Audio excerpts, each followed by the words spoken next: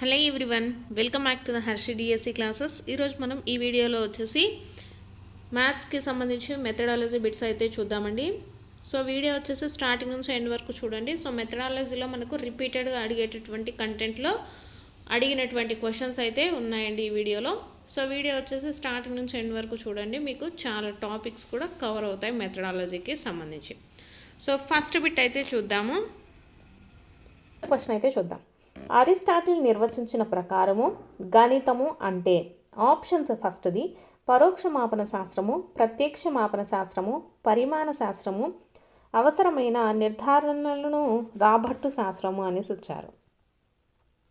So ఆన్సర్ని అయితే రాసేసుకోండి. Next second question చూద్దాం. విద్యార్థులకు ప్రాథమిక పాఠశాలల్లో బోధించే గణితము ప్రాథమికోన్నత పాఠశాల గణితం అభ్యసించుటకు మూలాధారమై ఉంటుంది. ఇక్కడ పెంపొందించబడు విలువ ఏది? ఆప్షన్స్లో చూసుకున్నట్లయితే మనకు సమాచార విలువ, అంతర్జాతీయ విలువ, సన్నాహక విలువ, నైతిక విలువ అనేసి ఇచ్చారు. నెక్స్ట్ థర్డ్ క్వశ్చన్ చూద్దామండి. విద్యార్థి దీర్ఘ చతురస్రమునకు సమాంతర చతుర్భుజమునకు మధ్య గల సామ్య భేదాలను తెలుపుతారు అనున్నది ఈ లక్ష్యమునకు చెందిన స్పష్టీకరణ. ఆప్షన్స్లో ఫస్ట్ది నైపుణ్యము, వినియోగము, అవగాహన, జ్ఞానము. నెక్స్ట్ ఫోర్త్ క్వశ్చన్ చూద్దాము. ఆన్సర్స్ వచ్చేసి లాస్ట్లో అయితే చెప్తానండి. ఫోర్త్ క్వశ్చన్, వ్యాసక్తుల ద్వారా నేర్చుకోవటము, నిర్దేశిత ప్రత్యక్ష అనుభవము, మూర్త అనుభవాల నుండి అమూర్త ఆలోచనలు మరియు తెలిసిన అంశాల నుంచి తెలియని అంశాలకు అనునవి ముఖ్య లక్షణాలుగా గల బోధనా పద్ధతి ఏది? ఆప్షన్స్లో చూసుకున్నట్లయితే ఆగమన పద్ధతి, నిగమన పద్ధతి, సంశ్లేషణ పద్ధతి, అలాగే అన్వేషణ పద్ధతి అనేసి ఇచ్చారు. సో ఏ పద్ధతి అండి? ఆన్సర్ని అయితే రాసేసుకోండి. నెక్స్ట్ పెట్టి చూద్దాము. క్రింది వాటిలో ఆగమన పద్ధతి నందలి దోషము ఏది అనేసి ఇచ్చారు. ఆప్షన్స్ ఫస్ట్ది తార్కిక పద్ధతి, అందువల్ల గణితానికి అనువైనది. ఆప్షన్ 2 అధిక శ్రమతో కూడుకున్నది మరియు ఎక్కువ సమయాన్ని తీసుకొనును. ఆప్షన్ 3 వచ్చేసి సూత్రాన్ని కనుగొనడంలో విద్యార్థులు క్రియాత్మకంగా పాల్గొనే అవకాశం ఉంది. ఆప్షన్ 4 వాస్తవ పరిశీలన, ఆలోచన, ప్రయోగాలపై ఆధారపడినది. సో వీటిల్లో మనకు ఆగమన పద్ధతికి సంబంధించినటువంటి దోషం అడుగుతున్నారు. నెక్స్ట్ సిక్స్త్ క్వశ్చన్ అండి. గణిత పేటిక ఓబీబీ కిట్ నందలి ఈ సామాగ్రి ద్వారా దశాంశ భిన్నాల భావనను బోధించవచ్చు అనేసి ఇచ్చారు. ఆప్షన్స్లో నాపియర్ పట్టీలు, క్యూసనేయర్ పట్టీలు, అలాగే ఘనాకారపు కడ్డీలు, డామినో కార్డులు అనేసి ఇచ్చారు. సో ఈ గణిత పేటిక ఓబీబీ కిట్కి సంబంధించి మొత్తం అసలు ఓబీబీ కిట్ అంటే ఏంది, దీంట్లో మొత్తం ఎన్ని ఉంటాయి, వాటికి సంబంధించినటువంటి అంశాలు మొత్తం కూడా నేను ఎక్స్ప్లెయిన్ చేస్తానండి లాస్ట్లో. సో వీడియో చూడండి లాస్ట్ వరకు. నెక్స్ట్ క్వశ్చన్, ఘాతాలు మరియు ఘాతాంకాలు నందలి అంశాలు వాటి క్లిష్టత ప్రకారం 6, 7 మరియు 8 తరగతులకు విభజించబడినవి. ఈ క్రింది కరికులము నిర్వహణ విధానం ఏది అనేసి వచ్చారు. ఆప్షన్స్లో శీర్షికా పద్ధతి, తార్కిక పద్ధతి, ఏకకేంద్ర పద్ధతి, అలాగే సహసంబంధ పద్ధతి అనేసి వచ్చారండి.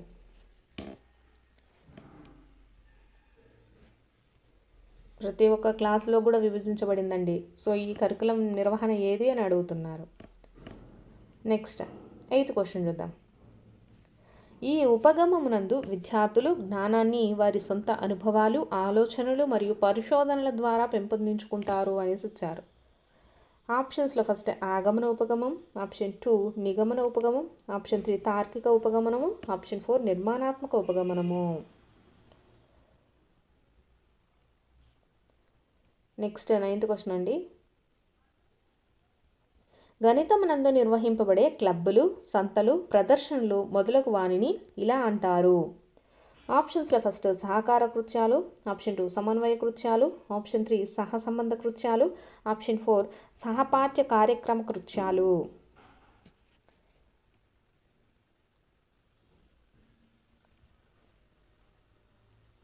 నెక్స్ట్ లాస్ట్ 10th క్వశ్చన్ అండి. సో ఇక్కడ 3, 7, 4, 5, 6, 8ని ప్రామాణిక రూపంలో రాయండి అనేసి ఇచ్చారు. దీని ద్వారా పరీక్షించగల విద్యా ప్రమాణము. ఆప్షన్స్: కారణాలు చెప్పుట, నిరూపణ చేయట. ఆప్షన్ 2 వ్యక్తపరచుట. ఆప్షన్ 3 అనుసంధానం చేయట. ఆప్షన్ 4 ప్రాతినిధ్యపరచుట, దృశ్యీకరణ అనేసి ఇచ్చారండి. సో ఫస్ట్ క్వశ్చన్ ఆన్సర్ వచ్చేసి అరిస్టాటిల్ నిర్వచించిన ప్రకారము గణితం అంటే ఏంటండి? పరిమాణ శాస్త్రము అండి. ఆప్షన్ 3. నెక్స్ట్ క్వశ్చన్: విద్యార్థులకు ప్రాథమిక పాఠశాలలో బోధించే గణితము ప్రాథమికోన్నత పాఠశాల గణితం అభ్యసించుటకు మూలాధారమై ఉంటుంది. ఇక్కడ పెంపొందించబడే విలువ అనేసి ఇచ్చారు. సో మనకు ఏ క్లాస్లో నేర్చుకున్నా ఆ క్లాస్లో గణితంలో అయితే వదిలేయడం అనేది ఉండదండి. అది మనకు ఎప్పటికీ కూడా పై తరగతులన్నింటిలో కూడా మనకు యూజ్ అవుతూ ఉంటుందన్నమాట. సో ఇలా అభ్యసించుటకు మూలాధారమై ఉంటుంది అనేసి ఇచ్చారండి. సో దేనికి? సమాచారం తెలుసుకోవటానికి కాదు, అంతర్జాతీయ విలువ కాదు, నైతిక విలువ కూడా కాదండి. అది ఏంటిదంటే సన్నాహక విలువ. అంటే మనము స్టార్టింగ్ బేసిక్స్ నుంచి మనకు నేర్చుకుంటూ వెళ్ళడం అండి. ప్రాథమిక పాఠశాలల నుంచి ప్రాథమికోన్నత పాఠశాల వరకు కూడా మనకు ఈ గణితం అనేది అవసరమవుతూ ఉంటుంది. కాబట్టి ప్రతి ఒక్క దాంట్లో కూడా అవసరమవుతుంది. సో ఇలా మనం లైన్ బై లైన్ నేర్చుకుంటూ ఉండడం కాబట్టి ఇది మనకు ఏ విలువ? సన్నాహక విలువ. అంటే ముందు క్లాసులలో నేర్చుకోవడానికి ముందు అంటే 5th క్లాస్లో నేర్చుకోవాల్సిన అంశాలను మనం 4th క్లాస్లోనే కొంచెం బేసిక్స్ అనేది దాని గురించి తెలుసుకుంటున్నాం అనమాట. కాబట్టి ఇది ఏ విలువ? సన్నాహక విలువ. నెక్స్ట్ క్వశ్చన్ చూసుకున్నట్లయితే ఇక్కడ విద్యార్థి దీర్ఘచతురస్రమునకు అలాగే సమాంతర చతుర్భుజమునకు మధ్య గల సామ్య భేదాలను తెలుపుతున్నారు. అంటే విద్యార్థికి ఏం తెలియాలి? ఫస్ట్ దీర్ఘచతురస్రం అంటే ఏంటి, సమాంతర చతుర్భుజం అంటే ఏందో తెలియాలన్నమాట. సో అసలు దీర్ఘచతురస్రం ఎలా ఉంటుంది, దాని యొక్క లక్షణాలు ఏంటి, దానికి ఉండేటి ఏంటి అనేది తెలియాలి. నెక్స్ట్ సమాంతర చతుర్భుజం అంటే ఏంటి, దానికి మనకు ఎన్ని కోణాలు ఉంటాయి, అసలు ఏంటి అనేది మనకు దాన్ని బాగా తెలిసినప్పుడు మాత్రమే దాంట్లో విభేదాలు మనం చెప్పగలుగుతాం అనమాట. సో దీని ద్వారా మనకు ఏ లక్ష్యాన్ని సాధించవచ్చండి? అవగాహన అండి. మనకు దాని గురించి ఒక అవగాహన ఉంటేనే అసలు దీర్ఘచతురస్రం అంటే ఏంటి, సమాంతర చతుర్భుజం అంటే ఏంటి తెలిస్తే మాత్రమే మనము విభేదాలను చెప్పగలుగుతాము. కాబట్టి ఆప్షన్ 3. నెక్స్ట్ క్వశ్చను ఇక్కడ వ్యాసక్తుల ద్వారా నేర్చుకోవటము, నిర్దేశిత ప్రత్యక్ష అనుభవము. నెక్స్ట్ మూర్త అనుభవాల నుంచి అమూర్త అనుభవాలకు, అలాగే తెలిసిన అంశాల నుంచి తెలియని అంశాలకు అనునవి మనకు ఏ పద్ధతిలో ఉంటాయండి? ఇక్కడ ఇచ్చినటువంటి బోధనా పద్ధతుల్లో ఓన్లీ అన్వేషణ పద్ధతుల్లోనే ఉంటాయి. అన్వేషణ పద్ధతుల్లో ఏంటి? తెలిసిన అంశాల నుంచి తెలియని అంశాలకు, అలాగే మూర్త అంశాల నుంచి అమూర్త అంశాలకు, ఇవన్నీ కూడా మనకు ఈ లక్షణాలు దేంట్లో ఉంటాయి? అన్వేషణ పద్ధతిలోనే ఉంటాయి. నెక్స్ట్ క్వశ్చన్: క్రింది వానిలో ఆగమన పద్ధతి నందలి దోషము ఏది అనేసి అడిగారు. సో మనకు ఆగమన పద్ధతి వల్ల ఏంటిదంటే మనకు దీంట్లో ఎక్కువగా చూసుకున్నట్లయితే అధిక శ్రమతో కూడుకున్నదండి. అలాగే దీనికి మనకు ఎక్కువ సమయాన్ని కూడా తీసుకుంటుందన్నమాట. కాబట్టి ఆప్షన్ 2 వచ్చేసి రైట్ ఆన్సర్ అండి. నెక్స్ట్ క్వశ్చను: గణిత పేటిక ఓబీబీ కిట్ నందలి సామాగ్రి ద్వారా దశాంశ భిన్నాల భావన అనేసి ఇచ్చారు. సో దశాంశ భిన్నాల భావన మనం దేని ద్వారా తెలుసుకోవచ్చండి? ఘనాకారపు కడ్డీల ద్వారా తెలుసుకోవచ్చు. సో మనకు ఇక్కడ చూసుకున్నట్లయితే ఫస్ట్ మనకు ఇది వెరీ వెరీ ఇంపార్టెంట్ అండి. ప్రతి ఒక్క పేపర్లో కూడా అడుగుతారు. మీకు ఎన్ని సెట్లు ఉంటే అన్ని సెట్లలో దీనికి సంబంధించి కంపల్సరీ క్వశ్చన్ అడుగుతారు. సో కాబట్టి దీనికి సంబంధించి అసలు గణిత పేటికలో ఎన్ని ఉంటాయి, సో వాటి ద్వారా ఉపయోగాలు ఏంటి, మనం వాటి ద్వారా ఏం నేర్చుకోవచ్చు అనేది మనము ఇప్పుడు క్లియర్గా అయితే చూద్దాం. మనకు టిఎల్ఎం సరఫరాలో భాగంగా మ్యాథ్స్ కిట్ అనేది సరఫరా చేయడం జరుగుతుందండి. ప్రతి ఒక్క స్కూల్లో మనకు మ్యాథ్స్ కిట్ అనేది ఉంటుంది. సో మ్యాథ్స్ కిట్లో వచ్చేసి మనకు మొత్తం ఎన్ని వస్తువులు ఉంటాయంటే 7 వస్తువులు అయితే ఉంటాయండి. సో అవి ఏంటివి అంటే పూసల చట్రము, డామినోలు, ఘనాకారపు కడ్డీలు ఉంటాయి, ట్యూస్నియర్ పట్టీలు, నాపియర్ పట్టీలు, నెక్స్ట్ భిన్నాల చట్రము, జామితీయ ఘనాకారాల పట్టిక, ఇవన్నీ కూడా మనకు మ్యాథ్స్ కిట్లో ఇవ్వడం జరుగుతుంది. సో దీంట్లో మనకు ఒక్కొక్కటి ఎందుకు యూజ్ చేస్తామనేది క్లియర్గా చూద్దాము.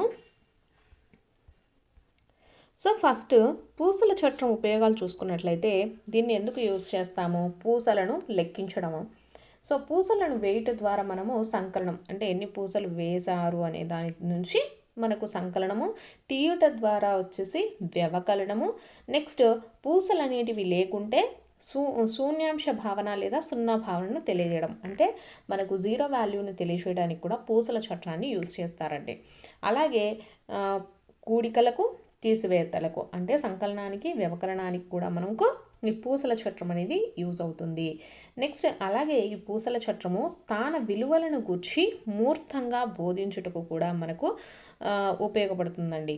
అంటే మనకు చూసి అనమాట. పూసల చట్రం అనేసి ఇలా ఉంటుంది కదా, దీంట్లో స్థాన విలువలు ఇక్కడ మనకు ఇలా పూసలు అనేటివి వేస్తూ ఉంటారు. సో దాని ద్వారా మనకు సంకలనము, వ్యవకరణము, అలాగే స్థాన విలువల ఆధారంగా సంఖ్యలను బోధించడం, అంటే 1ల స్థానం, 10ల స్థానం, 100ల స్థానం ఇవి ఉన్నాయి కదా, సో ఇవి కూడా మనకు పూసల చట్రం ద్వారానే నేర్పించడం జరుగుతుంది.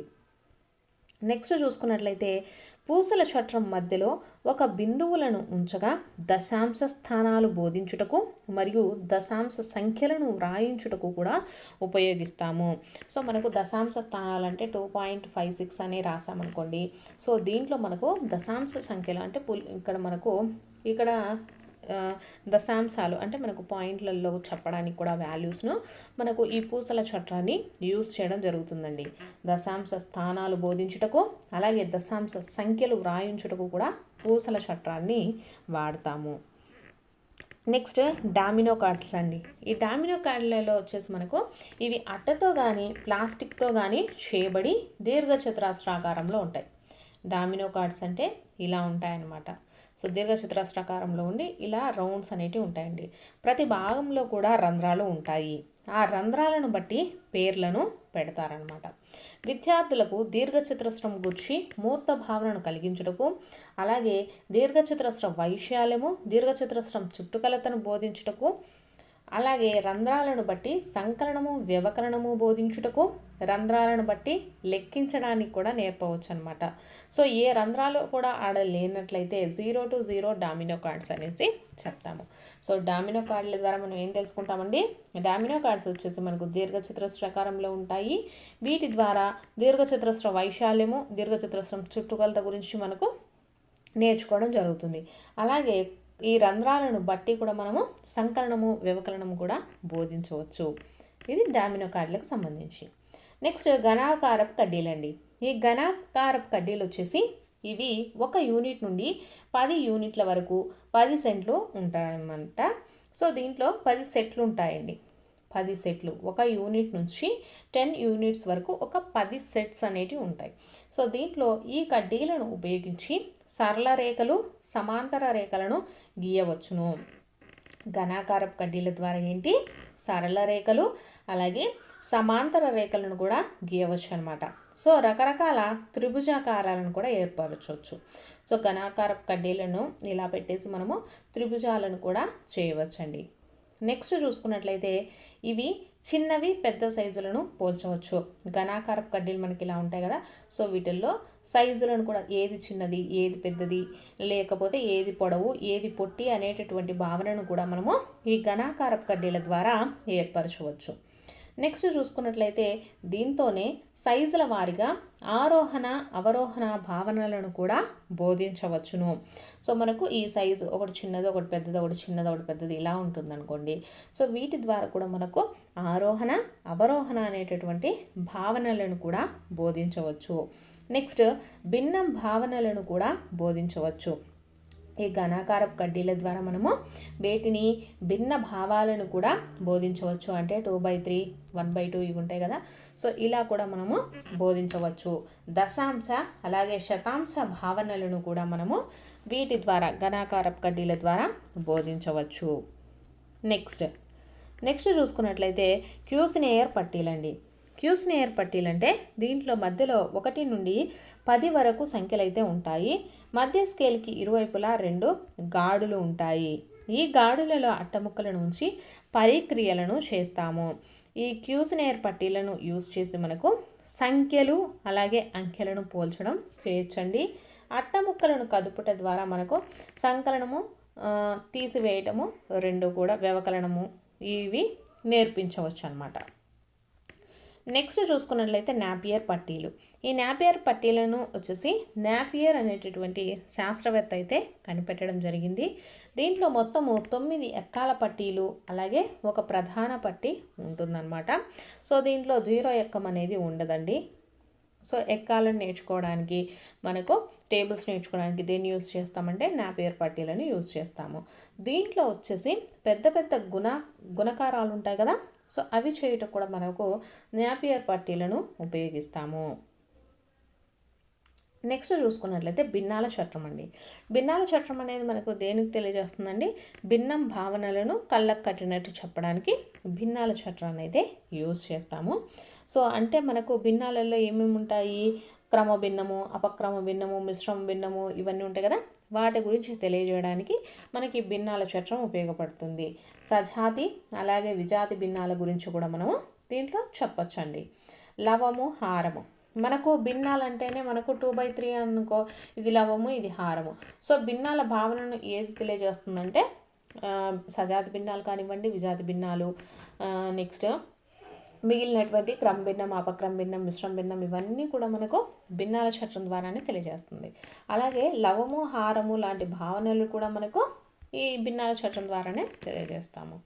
నెక్స్ట్ మొట్టమొదటిసారిగా 3వ తరగతిలో వచ్చేసి భిన్నం భావనను తెలుపుటకు భిన్నాల చట్రాన్ని అయితే యూజ్ చేశారండి. నెక్స్ట్ లాస్ట్ది వచ్చేసి మనకు జామితీయ ఘనాకార పెట్టె అనమాట. సో జామితీయ ఘనాకార పెట్టెలో చూసుకున్నట్లయితే మనకు ఎందుకు యూజ్ చేస్తాము? ఘనము, దీర్ఘఘనము, శంకువు, స్తూపము, గోళము, పట్టిక లాంటి జామితీయ ఆకారాలను గురించి మూర్తంగా వివరించుటకు జామితీయ ఘనాకార పెట్టెలను అయితే యూజ్ చేస్తాము. అంటే మనకు ఇందాక చూసుకున్నట్లయితే ఆల్రెడీ మిగిలినవి అన్ని ప్రతి ఒక్కటి వచ్చాయి మనకు.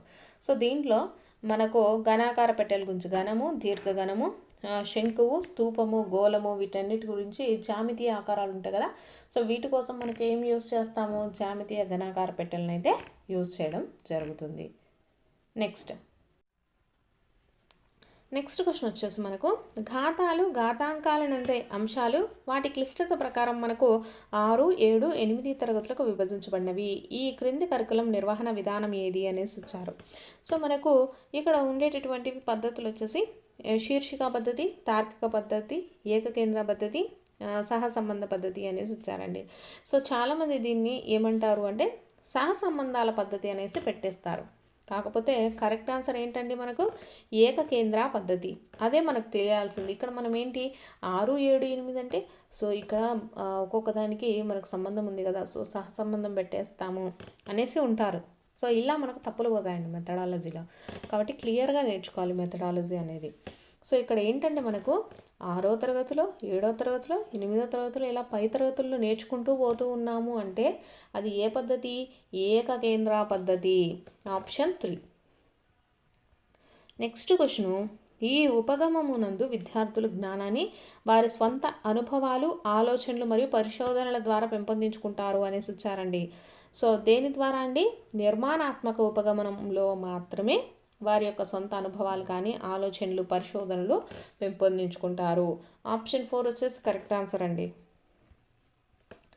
నెక్స్ట్ క్వశ్చన్ వచ్చేసి మనకు గణితంలో గణితానికి సంబంధించి క్లబ్స్ కానీ, సంతలు కానీ, ప్రదర్శనలు కానీ ఇవి పెడుతూ ఉంటారనమాట.